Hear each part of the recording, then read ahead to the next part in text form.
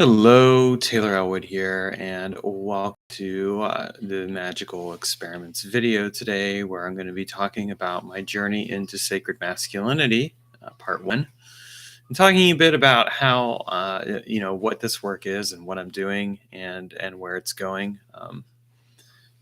Obviously, this is going to be a little bit of a series. I'm getting ready later this year, well, probably next year, to write a book on this topic as well. So I'm really excited about it. Um, and I actually want to do some more stuff beyond that. But I want to talk today a bit about how I got to this point and why I decided to do this work and go from there. So how I got into this really is actually starts with the goddess Ishtar and the legend of Gilgamesh. Now, I've always felt a draw toward Ishtar and into the earlier precedent of Inanna, into the later precedent of Aphrodite. Now, before anyone goes, well, wait a minute, you're conflating the goddesses and all that together. There's a really excellent book about Aphrodite, actually, which is kind of like a history of Aphrodite, but it actually talks about how her origins started with Inanna Ishtar. So there is some historical evidence that there's a connection. Not to say that they're exactly the same. And some might say, well, Taylor, you're talking about sacred masculinity. Why are you bringing goddesses into the mix? And my answer to that is, well, we can't separate out the goddess from the god. The goddesses play a pretty essential role. And I want to be clear here at the same time. I'm not going for a hetero angle on this. I mean, there's plenty of validity regardless of what your sexual identity is. I'm just talking about my journey in this case. So I want to be very clear about that. And so in my case, my journey started with, I would say started a long time ago with a fascination with Inanna and Ishtar and later Aphrodite as well. I grew up reading the Greek myths and the Roman myths. Well, they're basically one and the same. And I grew up reading the Sumerian mythology as well. So I definitely had an appreciation for things like that. But it wasn't up until about almost a half a year ago now. It was basically in July, June and July of this year that I started to get back into it. I picked up a couple of books, The Descent of Ishtar, which is the Sumerian and Akkadian versions, which talks about Ishtar's descent, but it also has some other mythology. And then I ended up reading the Epic of Gilgamesh, the Penguin edition. And it was really fascinating to re-explore these books and read them, because it ended up proving to be it basically pointed me in the direction of something that I needed to explore. I'd already been earlier, I'd already been earlier in the year drawn toward Ishtar and Inanna. I'd actually had an experience where Ishtar came through in December of last year around the solstice in a very, very powerful way. And so I already knew that I felt drawn to it. It's just that it took a little while because of just various things going on at the time before that really came to fruition. But then it did come into fruition in the summer, which I think it actually is really appropriate, because if you think about it, in the winter time, Ishtar is basically going into the underworld, and then in summertime was when she was quote unquote coming out. Again, the mythology of summer and winter. So I found this to be very relevant for me, because she came into my life, and she came into my life in a way where it became very evident to me that as I was reading particularly the Epic of Gilgamesh, I was really drawn to the initiatory aspect of Gilgamesh. When the Epic of Gilgamesh starts, we have this experience of Gilgamesh being a king, but not a very good king. He's rough on his people. He's kind of just doing his own thing. He doesn't really care about the people or honor them or honor the gods in the way that he ought to. And Enkidu is a man that is created by the gods in order to rein him in. And they end up fighting. They become brothers, and Gilgamesh starts to become a better man. And part of that is because he's in the company of another man. And so it's kind of like a mirror effect, if you will. And I think that this is an integral aspect of sacred masculinity that we're going to talk about later on in later videos. But for right now, we'll put a pin on that for the moment. So that kind of came into play. And then the other aspect that came into play with the this thing with the Epic of Gilgamesh, though, was that there's this initiatory journey where he goes off and he fights these monsters, and then eventually he loses his brother Enkidu, and he experiences mortality, and he tries to at that point become immortal, and he goes on this quest, and in the end he really comes back. He doesn't come back with immortality. He comes back with wisdom. He comes back with the recognition that he needs to simply enjoy the life that he's been allotted. And he recognizes that it isn't infinite, that there is, and he becomes a better ruler for his people. So he goes through this journey, this initiatory journey of sacred masculinity that transforms his approach to how he rules, and he becomes a sacred king. Again, these are very important themes that I'm going to be exploring in more depth in later videos, and in the book that I'm going to write, and in other things that I'm going to be doing. So when I looked at this, I felt a draw to it, and it was around this time, and it was in July actually that I kind of went through a bit of a life change of sorts. I was brought face to face with the reality that I needed to heal my relationship with my masculinity as a result of that change. Among other things, I was told I was a mansplainer, which was an interesting thing to hear. I had written something, a bit of an introduction, where I admitted I didn't know a lot about the particular topic at hand, and was introducing the person and trying to showcase their expertise. But the way that it came off, I guess, evidently came off as me mansplaining it. I didn't think of it that way, but whatever. It still made me think a lot. And I thought, I have this relationship of shame around my own masculinity. That's what the experience taught me. It was like, I feel ashamed to be a man. And I realized that the shame was something that I had experienced for a long, long time, all my life, basically. Part of it was because of how this experience was shaped by my own father and my relationship with my father. I mean, I would say that my father and I did not have a very good relationship. It's actually interesting. One of the other books that I ended up reading around this time is called Under Saturn's Shadow, The Wounding and Healing of Men. And I've been doing a lot of work with Saturn. And in a very real sense, the Saturn work has been about connecting with the wounded father, the father who passes on his wounds to his son. Again, if we look at the legend of Cronus / Saturn, we see this Titan who devours his children because he's afraid of being deposed. He deposed his father. He cut off his father's genitals and threw it in the sea, and from there originates Aphrodite. Okay, Aphrodite rises from the foam, and so there's an interesting connection there. Going back to what I was talking about earlier, and then he then devours his children, except for the last one, because his wife Rhea gives him a stone instead, and he just doesn't notice, I guess. And so afterwards, Zeus, or Jupiter, depending on if you're going in the Greek or Roman, basically ends up poisoning him, gets his brothers and sisters out, and then they all start fighting with the Titans and overthrow them, and so on and so forth. But there's this very interesting analogy of the wounded father, and really just kind of the father bringing his wounds onto his children. And in a later video in the series, I'm going to explore that in relationship to the God of War video game series, because that it plays out there, and that series has a lot to say about masculinity in its own right. I think both toxic and better versions of masculinity, we'll say. what I find is that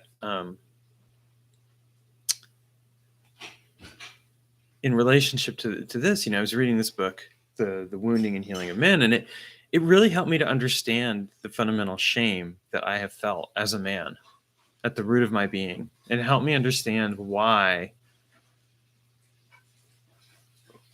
I have never had a healthy relationship with my own masculinity. And so this was the start of my journey into sacred masculinity, was recognizing and owning that I don't feel this way now, but that up until recently I felt a lot of shame around being a man.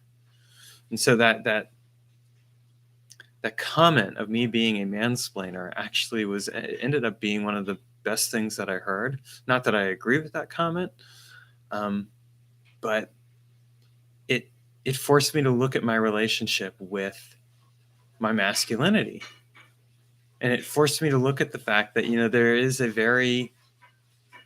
very prevalent and toxic attitude toward masculinity in society right now, and there's valid reasons for some of that. I mean, you look at the patriarchal aspects of society, and you see how the patriarchal aspects of society have been very toxic and unhealthy, um, and how that has shown up in ways that have not been good, and it's not been good for men and women. It's not just that it's not been good for women, or for other gendered people.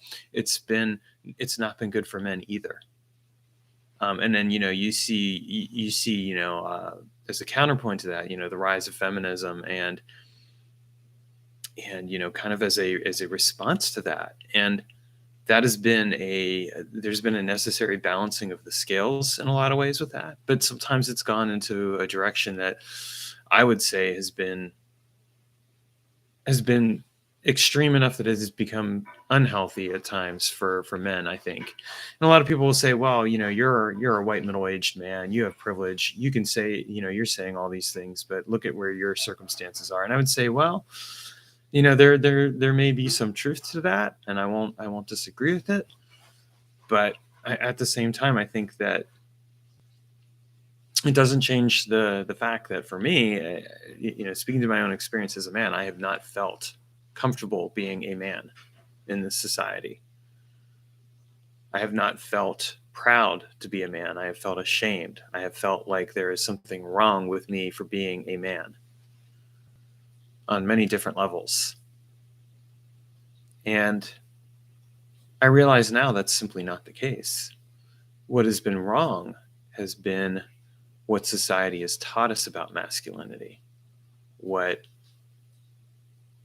we think of as masculinity, and how that shows up in two different forms, either with the extreme machoism, you know, where the man can't feel anything and has to be stoic, and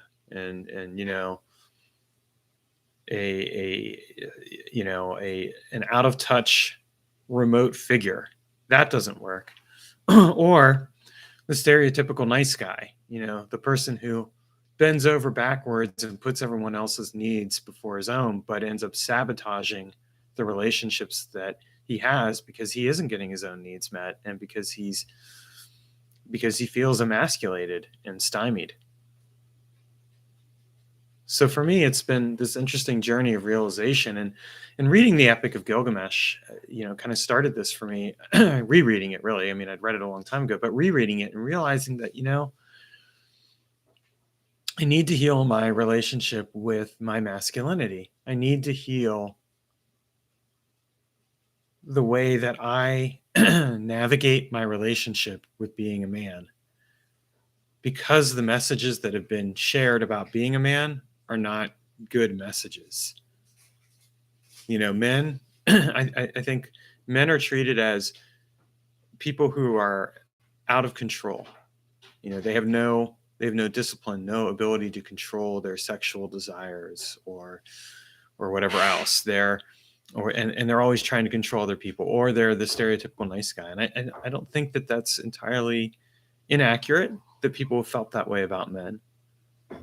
But I think that if men are to heal, we have to examine these perspectives and start changing them within ourselves, and to find a different path. And that's really the path that I've been on over the last 6 months. And it's been a very revealing journey for me. It has been a very healing journey for me, because it has been a thing where I've been kind of like, well, what does it mean to be a man? And it's interesting. I mean, I've had, I've been starting to form more relationships with men in my life, and I'm going to be talking about that in another video. But I've also been talking about this a lot, like with my mom, for example, and I've been talking about this with my female friends, or other gendered friends, as well, who have been very helpful in terms of giving me some perspective, but have also, but what's been helpful for me too is that it's been a healing journey in the sense that I've also been kind of able to speak to some things that I wouldn't have spoken to before. I've kept a lot of my feelings around masculinity to myself, for a long, long time. And now I'm realizing, like, there's this real need for men to get onto the path of sacred masculinity. And I'm going to talk about that more in later videos. This is just kind of an intro video. But there's a lot going on that I think needs to change in terms of the experience that men have with themselves and with other people. And I think that if our society is to go in a healthier direction, there's a need for men to really explore these issues and explore their place in society, and come to a different place and understanding than where they're at. And not one that embraces patriarchy. I'm not advocating for that at all. But not one also that embraces emasculation either, because I don't think that's helpful. It needs to be a healthier relationship with what it means to be a man, and how that identity shows up for people who identify as men. And I think, this is work that I'm really just starting to explore. So, I'm not by any means pretending like I've got it all figured out, because I don't. I'm very much on this journey of figuring it out. But I think it's going to be a very healthy and empowering journey. And it is proving to be one. It's helping me change a lot of things about how I approach numerous different aspects of my life. And I found some really good material out there. I found some great books that I'll be talking about. I found some other material. It's just interesting to me, because I look back and I'm thinking it all started with, this initiation in a very real sense from the goddess Ishtar, from Aphrodite as well. Aphrodite has also played a role in this. And it really makes sense that, it's from, I don't think we want to, the wounding and healing of men comes off in a lot of different ways. I can definitely say that my father played a central role in the wounding of me, but I also can say that my stepmom did the same thing. She played a very central role in the wounding of my masculinity, in a way, in the sense that that is where some of my attitudes really came from initially. I remember her talking about how men were pigs and things like that. And as a kid, hearing that and taking that in, it made me feel like, well, I guess that's what I'm going to be. It was a very, very powerful message. And it was something that was said by an adult who had no real clue or awareness about the power of what she was saying. And of course, it was further embodied by my father in his actions and activities. So I think that there's a very powerful aspect to all of this work that needs to be explored. And I'm going to say a lot more about it in future videos, but this is just kind of an introductory video where I talk about this. I'll admit, starting to share some of this work is a little intimidating. You might say, well, why would that be, Taylor? And the answer is that I mean, making space to hear these kinds of things, a lot of times I don't know that everyone wants to make that space. Some people would say, well, men have been able to say whatever they want, etc. I'm like, well, there's some truth to that, but I don't know that men have really had the opportunity to explore these things themselves. I think that this is necessary work. We need to redefine our relationship and heal ourselves if we're going to show up in society in a way that's meaningful and helpful, and if we're going to show up for ourselves and for other people in our lives. And that's really a huge part of this work that I'm doing right now with myself. And I'm really excited to be doing it. So I look forward to sharing more videos in the future and talking about this and sharing with you where it's going.